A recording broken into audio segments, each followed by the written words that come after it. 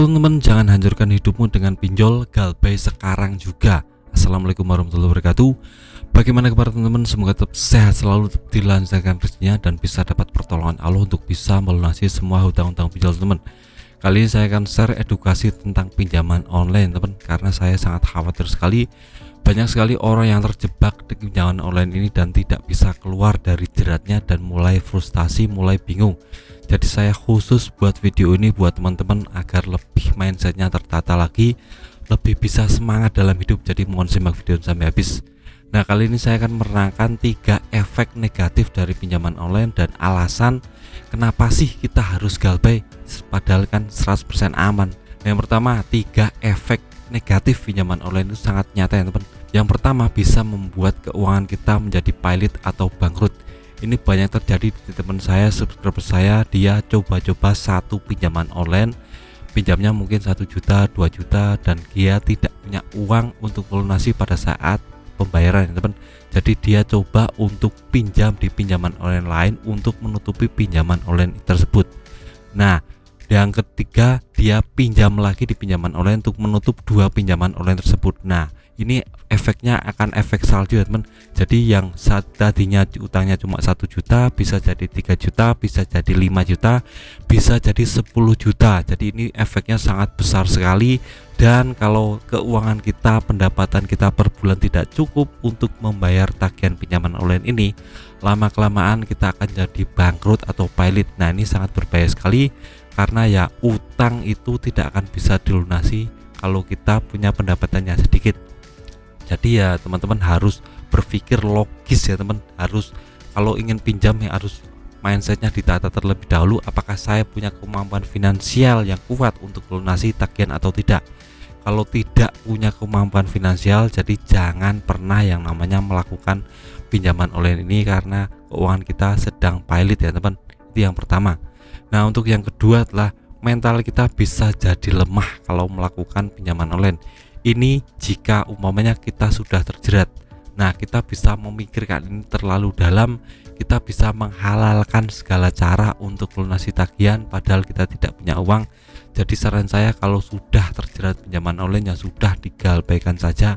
Jangan pernah yang namanya hutang sana sini untuk melunasi tagihan, apalagi kita berpikir terlalu dalam ya. Ini sangat berbahaya sekali karena kalau kita umpamanya sudah berpikir terlalu dalam, mentalitas kita akan jadi turun dan kita akan stres sendiri, akan frustasi sendiri menghadapi ini.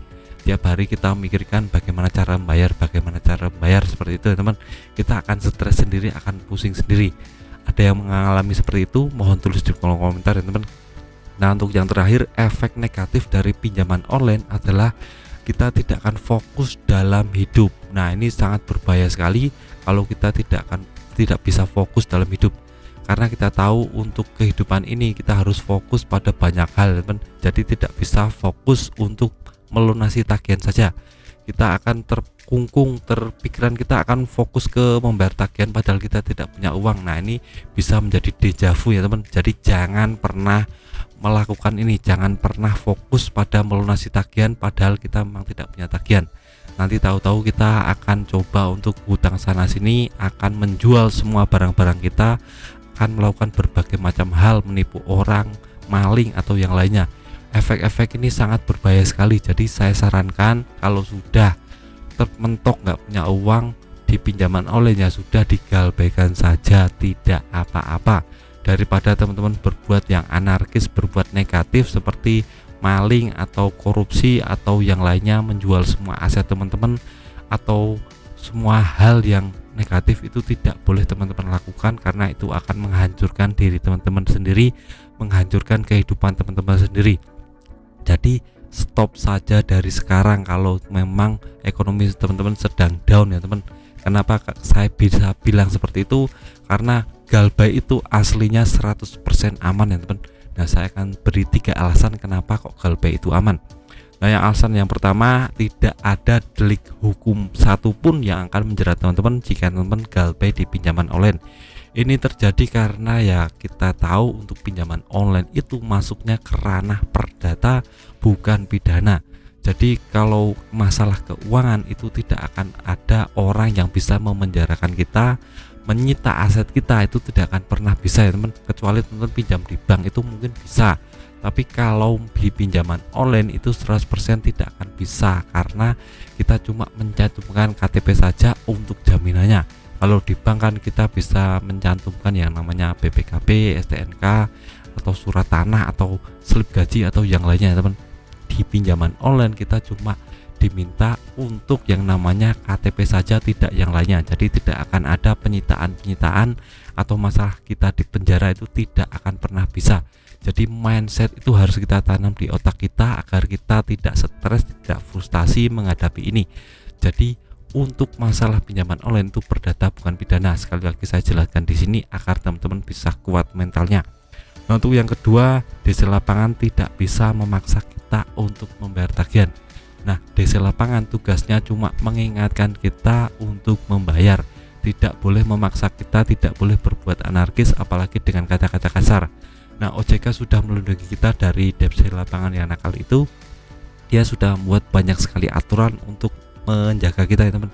Di antaranya adalah pasal 19 tahun 2023 yang mengatur tentang SOP penagihan debitor. Kita tidak boleh yang namanya takut kepada debitor, karena debitor ada undang-undang yang mengaturnya. Nah, kalau umpamanya debitor mengintimidasi kita, membuat perlakuan kasar kepada kita harus langsung laporkan kepada OJK.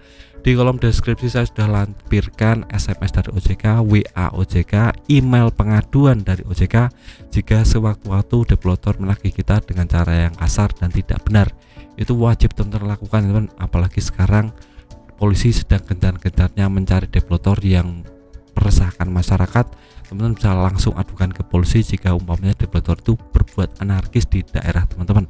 Ini biasanya tangkapan gurih dari polisi teman, karena polisi sedang memburu debitor yang nakal.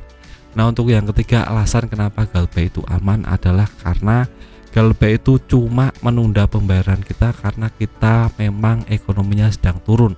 Jadi kita tidak serta-merta bebas ya teman. Jadi ke depan kalau kita punya uang yang banyak, kalau kita sudah meningkatkan pendapatan, meningkatkan income kita per bulan, kita bisa melunasi semua tagihan itu.